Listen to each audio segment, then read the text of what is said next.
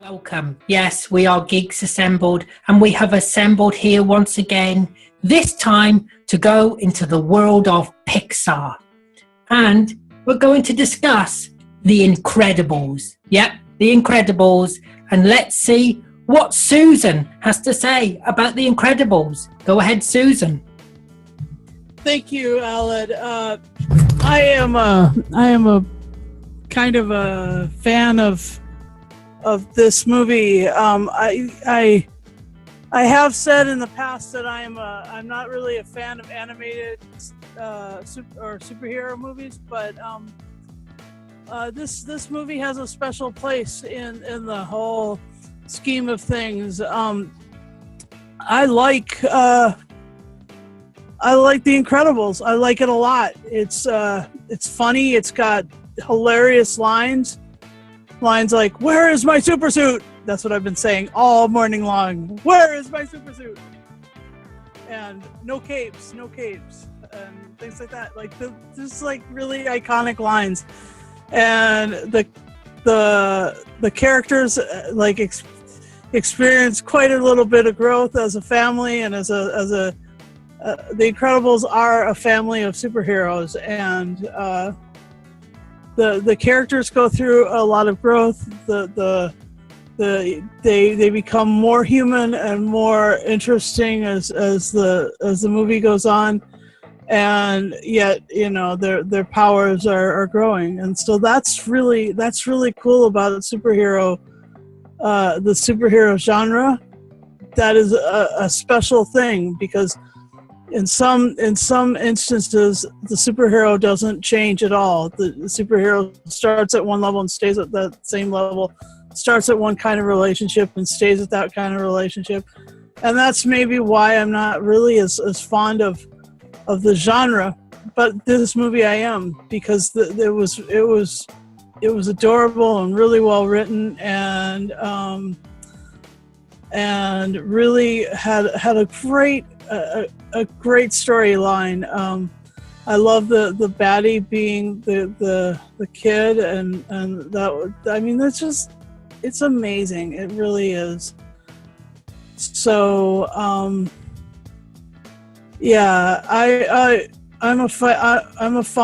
fond of this movie. I'm a fan of The Incredibles, and I'm really and I have more to say later, but all in all, I'll give this movie a 9.5. A 9.5. Thank you, Super Susan. Now let's go over to Super Beef Dad in Super Germany. Go ahead, Beef Dad. Watcher. Thank you, Aled.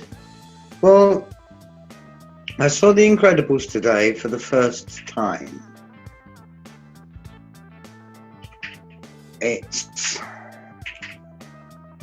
amusing in places. I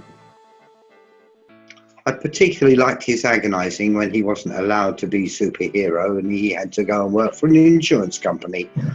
I quite enjoyed that.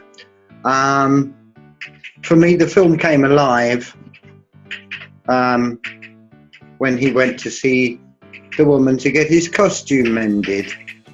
Edna Mode. Brilliant character that is. One of the funniest characters. She reminded me very much of a certain Mr. Corbett in drag. And she was funny. But for me, everything really got going when the kids started to use their superpowers. Because that was the point where it became a real family. Up to then, they were basically mum and dad denying their origins, should we say. And denying themselves, and the children not being allowed to do their thing and develop their powers. So once the kids really got going and got involved in it and started using superpowers, then the film became massively entertaining. The young Dash, little boy who's basically who can run on water, that was magic. Yeah, they were all good. Lovely guest role for Samuel L. Jackson as Frozone. Yeah, completely mental. In fact, most of the characters in this were completely mental. You know, at times I sort of thought to myself, I'd like to get hold of you and bang your head against a wall. And a tiny cameo right at the very end by John Ratzenberger as the Underminer. Yeah, I suppose for me it gets a 7. A 7. I'm glad you enjoyed it. I didn't know what you'd make of it, actually. Let's go over to Jason, see what Jason has to say about The Incredibles. First time I ended up watching this was actually in theaters. I mean, it was pretty good just seeing this in the whole big screen of it. The movie itself, definitely awesome. I mean, with the superheroes of the whole family working together, which brings the whole storyline right there. I mean, with the whole parents having doubts about their kids on that part, but the fact that the story worked out well, I mean, having a son that goes super fast, and then you got a daughter who is invisible, the mother who stretches, and the father with the super strength, and also you got this villain who's like, and of course as being like a super fan of Mr. Incredible, but with Mr. Incredible just ignoring him most of the time, then I guess in a way that started turning the villain into a villain. And yeah, that worked out well for the story itself. Like I said, it was pretty interesting seeing it in theaters. I mean, definitely great action into it. I really quite enjoyed it. The movie itself, definitely pretty good, I would say. I would say about 9 to 10, I give it. Thank you, Jason. Now let's see what Craig has to say. Go ahead, Craig.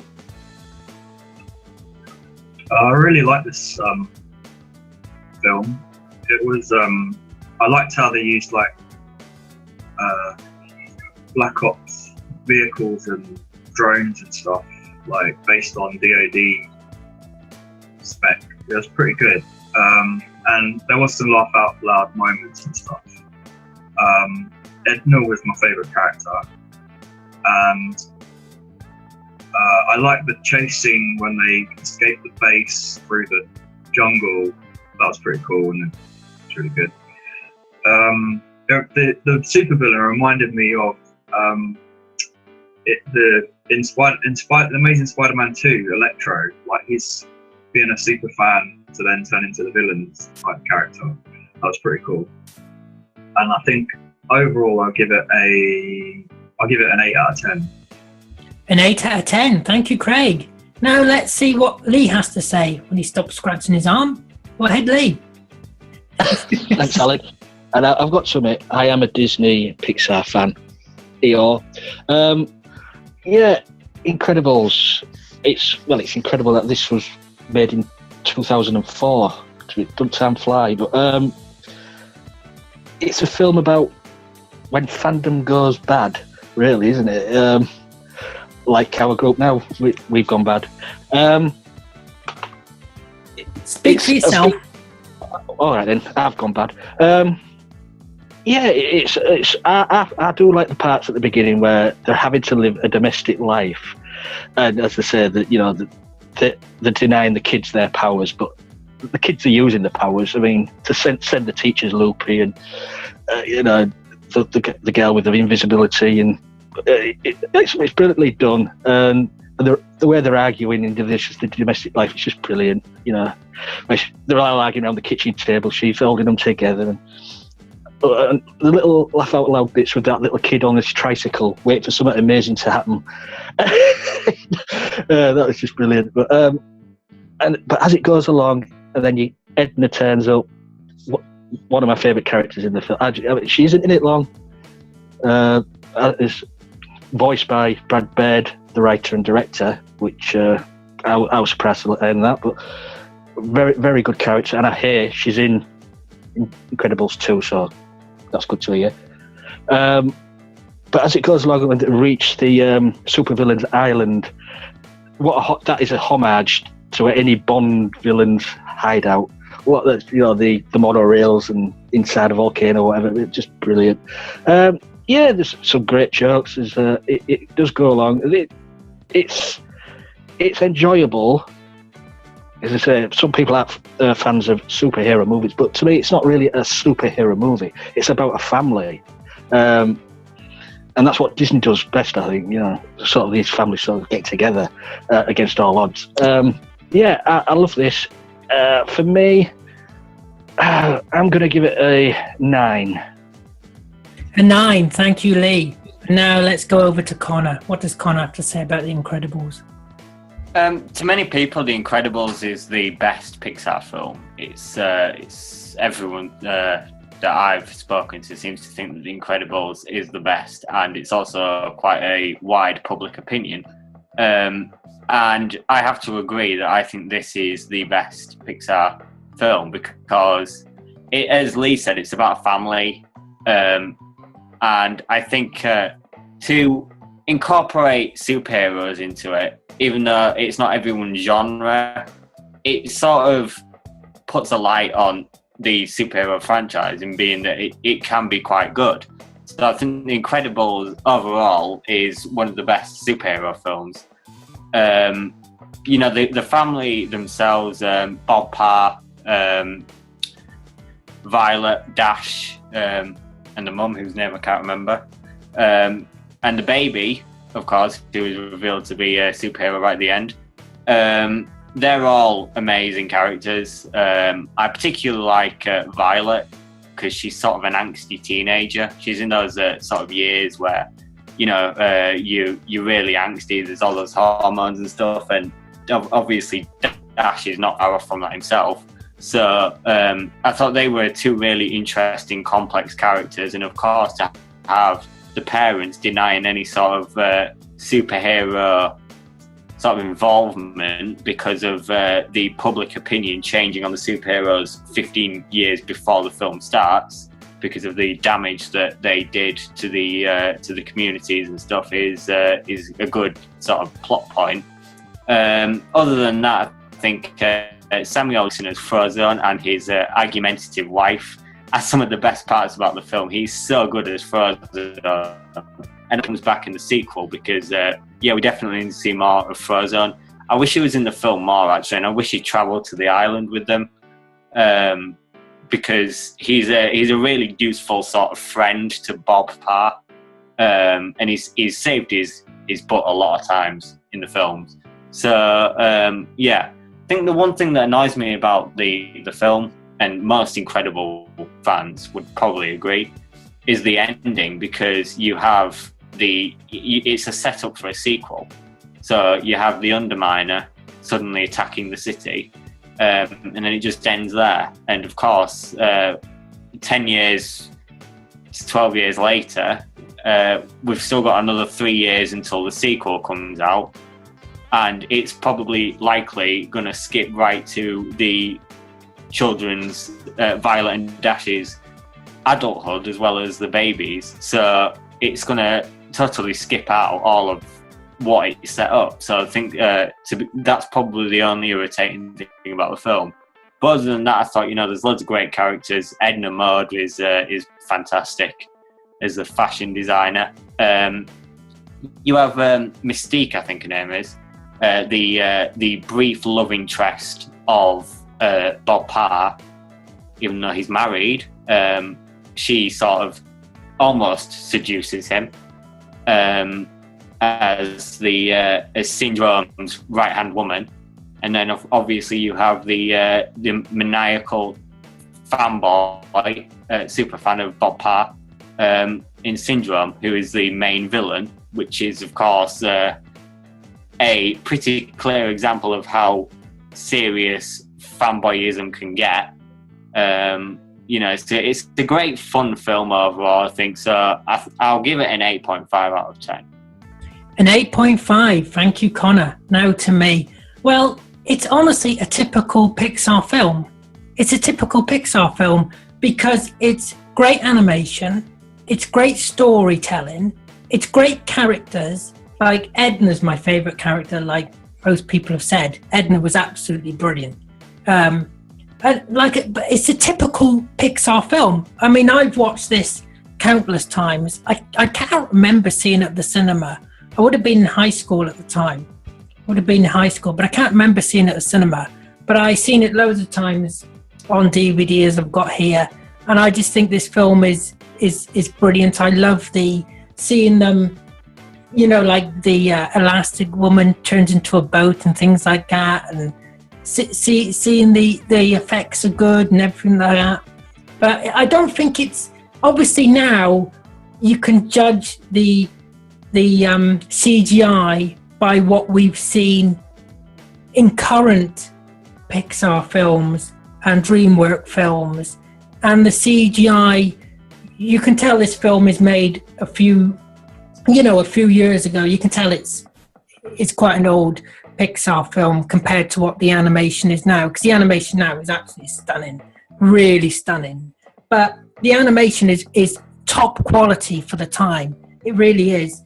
And I like the bad guy, you know, that he's a crazed fan, that he turned bad because Mr. Incredible wouldn't let him come along, you know, just pushed him out the way, really. So you can understand why he would get like that. You know, you can understand why he'd get a little bit, you know, bad, you know. But there are funny moments throughout this film. There really are. But there is with any Pixar film. You watch any Pixar film, and there's always laugh out loud moments throughout. And this film is no different. And this is why I love Pixar. And they're definitely one of the best studios to make films. You watch any Pixar film, apart from Cars. Don't watch Cars. But you watch any other Pixar film, and they're great. So it's not my favorite Pixar film, so it's going to get a 9 because I don't think for me, it's not the best. I think Finding Nemo's better. I prefer Finding Nemo. I think it's better. But I'm not a big superhero fan. But like Lee said, this really isn't a superhero movie, but I just think there are other better Pixar films, so it's going to get a 9. So I'm going to throw the floor open to everyone to speak.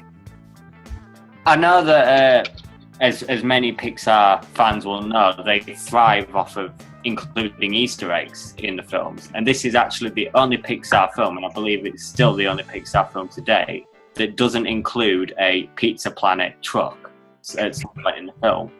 It's always in the other ones, but it's not in this one. So that's a handy bit of trivia for any Pixar fans. Yeah, and the sequel's coming out in 2009.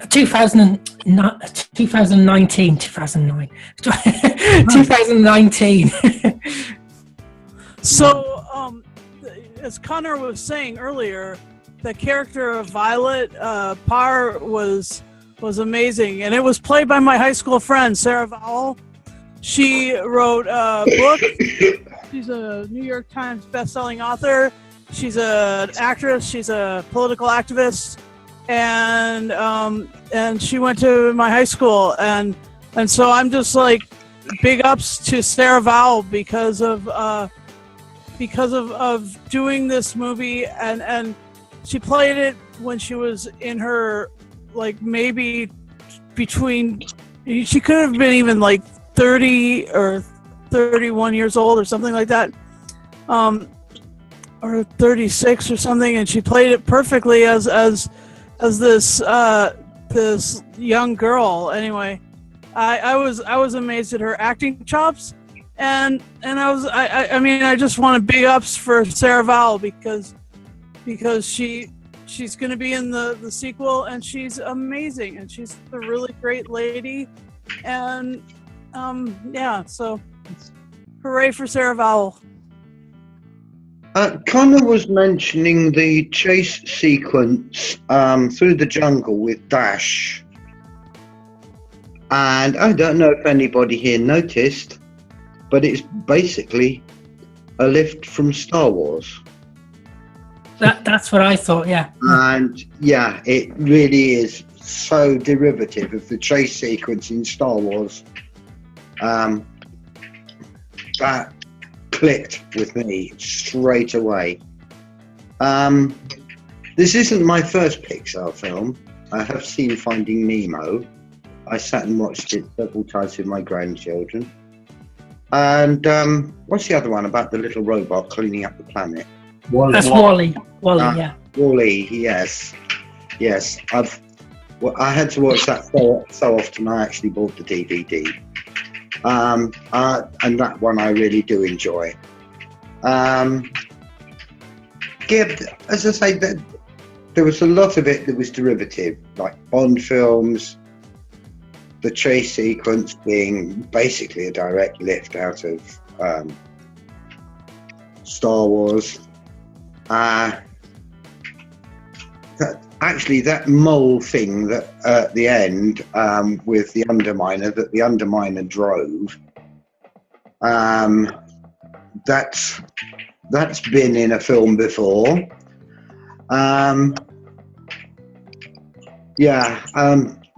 Bon Voyage, that actually quite amused me to call him that. That was rather clever and actually gave me a bit of a giggle. I've got to say that this wouldn't have been a success. Any Pixar or Disney film would not be a success without the graphics and the voice artistry. Susan touched on it with her high school buddy there, but if you've got to get the right actors to do justice to these films, and they did do with Craig T. Nelson as Mr. Incredible, and as you say, Samuel L. Jackson, they got the right actors for the right characters.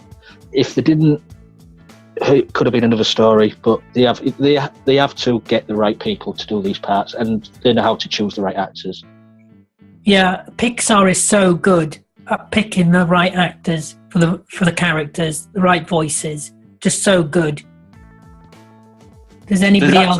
There's actually an interesting bit of another bit of trivia. Brad Bird got Spencer Fox, who played Dash, to run around the studio before he recorded his lines where he was out of breath, to make it as realistic as possible. Now, if that's not method acting, I don't know what is.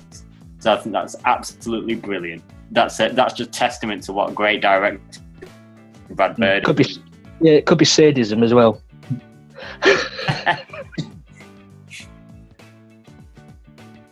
Anyone else have anything to add? I do have to say about the whole babysitter situation. The annoying babysitter who have to put up with the baby, and the baby just going teleporting from one end, and then flying up, and then going on fire. I mean, with even the laser eyes. You got some funny scenes between that. Anybody else have anything to add? No? Well, that's it. That's your lot. Yeah. So I'd like to thank everybody here for joining me. I'd like to thank you for watching. Tell us what you think about The Incredibles. It really is an incredible movie. And don't forget to like, favourite and subscribe. And give us a share as well. Yeah, and definitely subscribe because, you know, we're the best channel on YouTube. You won't find a better channel than this. Anyway, as always, stay safe, stay happy, look after yourself, and we'll see you next time. Go for it.